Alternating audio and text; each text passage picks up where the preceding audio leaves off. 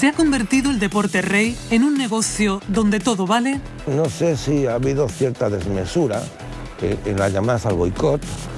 Pues yo no recuerdo ningún boicot a los mundiales de fútbol de Estados Unidos cuando allí hay pena de muerte. Aprovechar el dolor vivido para que otras mujeres no pasen por la misma experiencia de maltrato. Algún día no veré más en las noticias hombres que asesinen a las mujeres. ¿Qué ha cambiado en estos casi 20 años de lucha contra la violencia machista? ¿Qué responsabilidad tenemos hombres y mujeres en la erradicación de los malos tratos? Ahora, en Los Reporteros.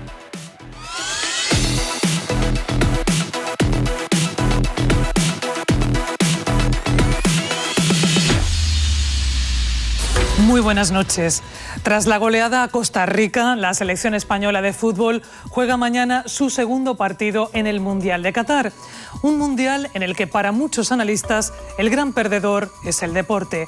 La constante vulneración de los derechos humanos por parte del régimen qatarí ha ensombrecido la competición. Hipocresía y doble moral juegan contra el deporte rey, el partido más decisivo.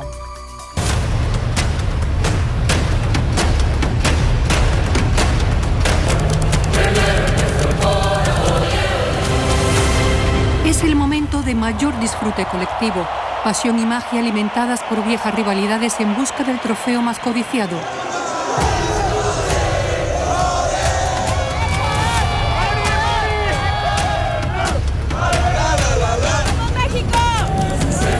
Más de 3.000 millones de personas atentas a goles y regates en la edición más cara e insólita hasta ahora. Criticada en lo deportivo por celebrarse en un país sin tradición futbolística, en invierno, parando ligas nacionales. Controvertida en lo geopolítico por ampararse en una dictadura que margina a mujeres, castiga a homosexuales y explota a inmigrantes.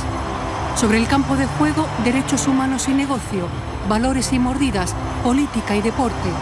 Nunca un mundial fue tan cuestionado. Qatar acapara los focos, pero es el propio fútbol el que está en el punto de mira.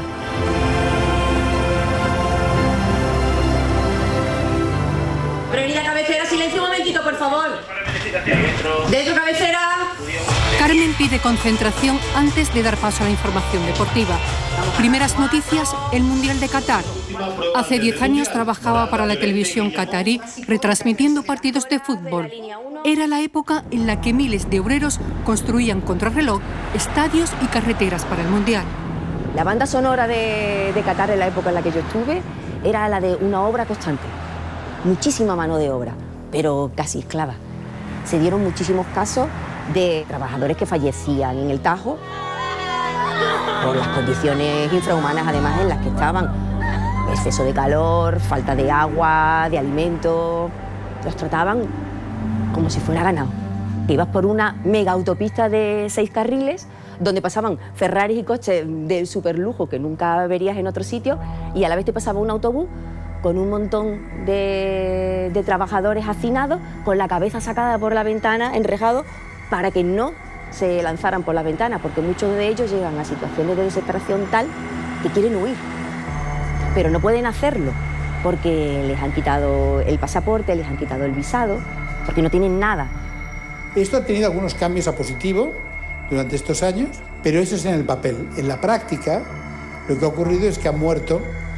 No se sabe la cifra, porque es muy difícil conocer la cifra en un país tan oscurantista, pero estamos hablando de cientos de personas construyendo los estadios. Ahora mismo el único legado del Mundial es la muerte de los trabajadores migrantes. El 90% de la fuerza laboral es extranjera. Son trabajadores migrantes en condiciones muy precarias. Nada que ver con los europeos que van a hacer negocios a Qatar. La mujer es un ciudadana de segunda categoría, su vida diaria está siendo tutelada por un hombre. Today I feel Qatari, Arab, African, gay, a migrant worker. De las mujeres se olvidó el presidente de la FIFA al defenderse de las críticas por el Mundial en Qatar. Pero, ¿qué le pasaría exactamente si fuera gay? Conducir, instigar o seducir a un varón de cualquier manera para que cometa sodomía o disipación. Artículo 296, 7 años de cárcel. Discriminaciones que no encajan con la defensa de la diversidad hecha por el emir en un torneo en el que la FIFA ha vetado el brazalete arcoíris. Su presidente se ha alineado con Qatar. Hay una doble moral. Occidente denuncia, no puede dar lecciones. The world, we should be apologizing for the next 3,000 years before starting to give moral lessons to people. En este mundo ideal, entendería las protestas hacia Qatar, hacia este país, donde es cierto que han de mejorar muchísimas cosas en el capítulo de libertades, donde no tiene sentido que no esté admitida la homosexualidad. Creo que este mundial sí que puede servir para que el pueblo qatarí descubra otra forma de actuar, la nuestra, ¿no? Y donde nosotros entendamos también su forma de vivir. El escaparate del mundial hay que aprovecharlo para, evidentemente, hacerle ver a ellos que otra forma de vida es posible, pero también para que para el resto de personas que no tienen ubicado a Qatar en el mapa ni lo que está pasando en los Emiratos Árabes sean conscientes de lo que pasa allí, ¿no? Cubrir el mundial dentro y fuera de Qatar no es fácil. Desde aquí, porque la información oficial de un régimen con limitaciones a la libertad de prensa es dudosa. Dentro del país, aún más, por las dificultades que tienen los reporteros para filmar y contar lo que pasa a pie de calle. Hay muchísimo control. Tú no puedes salir con una cámara porque sí a grabar, inmediatamente te viene la policía política o la policía religiosa. Sin embargo, contrasta con el hecho de que después, pues, vía satélite, podíamos ver canales internacionales donde se exponía la otra realidad que ellos en principio no quieren mostrar. Por eso que es un régimen muy contradictorio. Hay una ciudad para occidentales donde tú vas de discotecas, bebes, la gente se droga, hay prostitución. Pero no queremos que eso se vea. Mientras lo hagas todo tapado, por eso todo tiene un cristal doble, todo está oscurecido, todo. En los hoteles pasa lo mismo. Es una doble moral. No sé si ha habido cierta desmesura en las llamadas al boicot. Pues yo no recuerdo ningún boicot a los mundiales de fútbol de Estados Unidos cuando allí hay pena de muerte. Nadie dijo nada cuando un miembro de la familia qatarí compró el Paris Saint-Germain, ni que el Barcelona, Club de Fútbol, ni el Valle tengan sponsors del Estado qatarí. Nadie ha plantado ningún boicot al Barcelona Club de Fútbol, ni al Málaga Club de Fútbol, que ha estado hasta hace 2 años el máximo accionista, era un miembro también de la familia qatarí. Con la Supercopa pasa igual que con el Mundial. Principios y libertades pasan a un segundo plano. La Supercopa española se celebra en Arabia Saudí desde hace 2 años. Un país que todo el mundo sabemos que su gobierno viola los derechos humanos y descuartizó a un periodista en la embajada en Turquía. ¿Por qué se han llevado la Supercopa de España a Arabia Saudí? Por dinero. O sea, se han salido un montón de noticias de los millones que consiguen las federaciones y los clubes por jugarla también allí. Cuando se trata de negocio, hasta los gobiernos hacen la vista gorda sobre los derechos humanos. Pocos recibimientos han tenido en España el boato dado en mayo al emir de Qatar. Sobre la mesa, 4.700 millones para inversiones. Ante la chequera qatarí, lo común es echar balones fuera. Soy seleccionador, no arreglo, no soy político, no tengo ninguna capacidad de decisión. Y a Qatar un mundial en el que la FIFA traiciona sus propios estatutos. El artículo 3 también de los estatutos de la FIFA habla de que tienen la obligación de respetar los derechos humanos. Muchísimos problemas, no solo el tema de la discriminación de la igualdad de la mujer, que es notable en la explotación de los trabajadores, sino bueno, que es una realidad que ha habido muchísimos muertos en la construcción de los estadios. Es decir, esto colisiona lógicamente con este artículo 3 y este artículo 4 de los estatutos de la FIFA.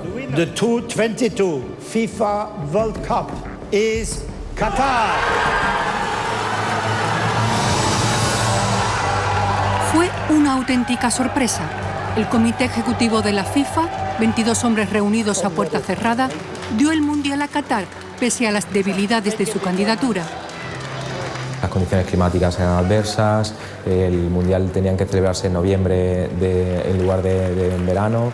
El país no tenía unas instalaciones adecuadas, es decir, había muchos aspectos negativos, ¿no? Se concedió un mundial sin que ni hubiera ningún componente de derechos humanos ni ninguna condición. Su designación dejó fuera de juego a Estados Unidos, la gran favorita. La venganza fue una investigación que, con ayuda del FBI, puso al descubierto la trama corrupta en la que se había convertido la FIFA. La catalogaron como una organización criminal. Se inicia una investigación por parte de la Fiscalía de Nueva York en la que empiezan a ver cómo de manera continuada se han ofrecido sobornos, se han hecho sobornos a distintos miembros de la directiva de la FIFA. En 2015 pues, hay arrestos en la sede de la FIFA, se produce una serie de arrestos que acaban con la dimisión de Blatter. Sepp Blatter, el gurú del fútbol mundial. Let's go FIFA, let's go FIFA, thank you. El que ahora se arrepiente de haber dado el Mundial a Qatar. Dijo que se habían equivocado en la decisión por cuestiones técnicas, pero también dejó entrever ciertas irregularidades en la elección de Qatar. A día de hoy, salvo error por mi parte, no está demostrado 100% que estos votos, que hubiera una compra de votos. Es cierto que de los 22 miembros que son los que tienen que decidir esta cuestión, 16 han estado o bien acusados, o bien han sido suspendidos, o bien han violado códigos éticos, que no ha sido una decisión limpia a priori. Cualquier mundial hay negociaciones en las que hay cartas ocultas. En este caso, todo apunta a un pacto secreto entre Qatar y Francia, confirmado por el propio Blatter, con la intervención de Michel Platini. Indica que Platini se reunió con Sarkozy, que a partir de ahí cambió la decisión y que Qatar cambió el sentido de los votos, digamos, a través de acuerdos comerciales entre los países. Negociaciones al más alto nivel que culminaron con el rescate del PSG y nos sitúa ante el mundial más turbio de la historia. Jugar un mundial en un país árabe en noviembre, en medio de una competencia, parar la competencia y jugar, ahora ya está, o sea, todos han aceptado. La FIFA determinó que se juega en un lugar que no se debería haber jugado, en una fecha que no se debería haber jugado, pero todo por plata, todo un negocio. Qatar evidentemente intentó hacer todo lo posible por llevarse el Mundial, por ser el primer país árabe en celebrar el Mundial y darse a conocer en el resto del mundo. Con sus impresionantes estadios y rascacielos, Qatar, un país más pequeño que la provincia de Jaén, muestra su poderío al mundo. Este campeonato es su escaparate para presentarse como una gran potencia, un buen socio en quien confiar y un destino preferente. Vivimos una sociedad capitalista y el beneficio es el objetivo. Entonces los mundiales de fútbol cumplen con esa función.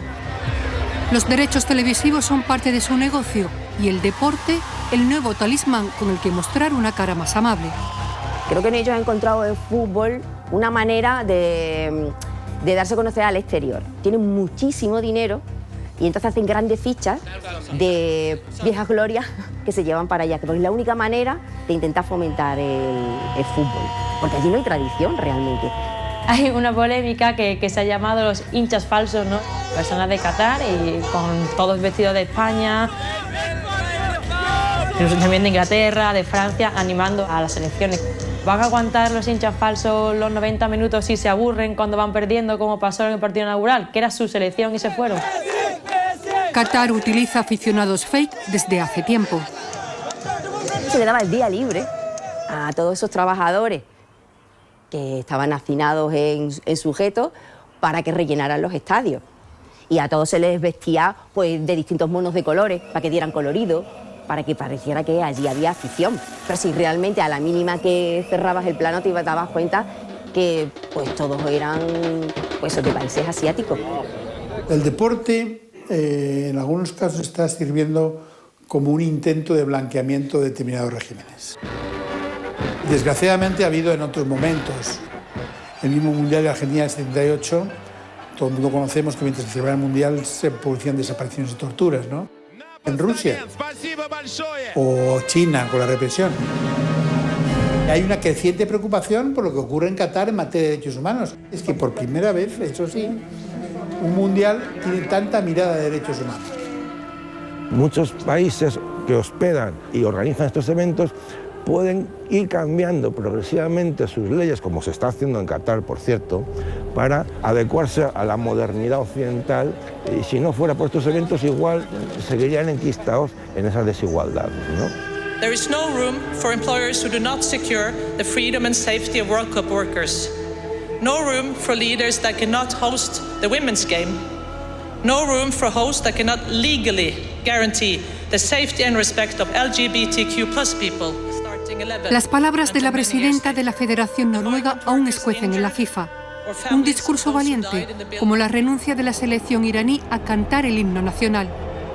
Actos aislados que han dado dignidad a un mundial manchado de sangre, ensombrecido por las sospechas de corrupción.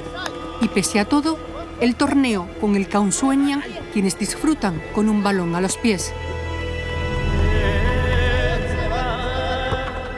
Cerramos la semana en la que hemos dedicado nuestra programación a condenar